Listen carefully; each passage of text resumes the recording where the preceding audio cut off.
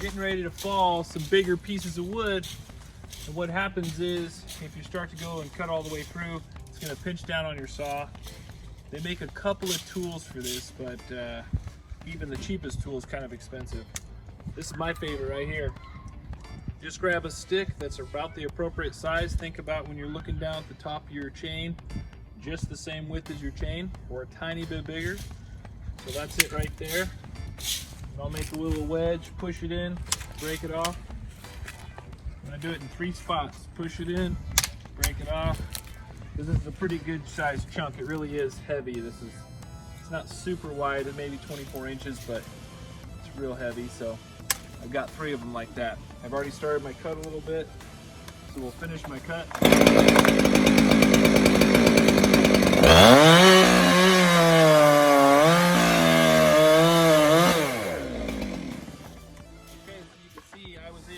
My saw all the way through, and that's what we're going for, because a lot of times it'll pinch down the saw, and if you can't move this, it makes it too difficult to get your saw out. But now, because of these pieces, I should be able to move it just fine, because it's going to roll on it. And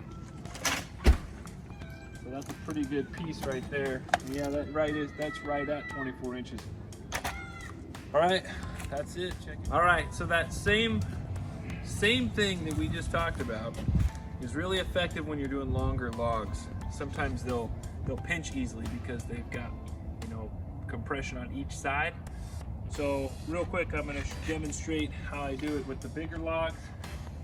It's going to be real easy.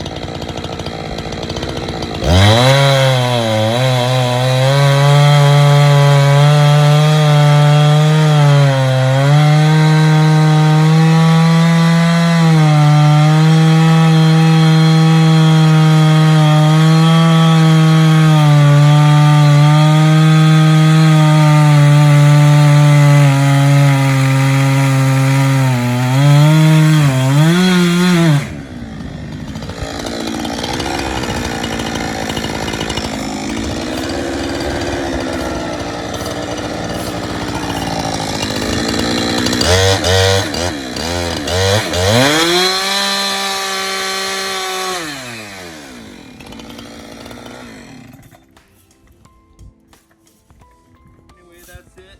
And when it comes to the bigger logs, a lot of times you can cut down a little bit lower.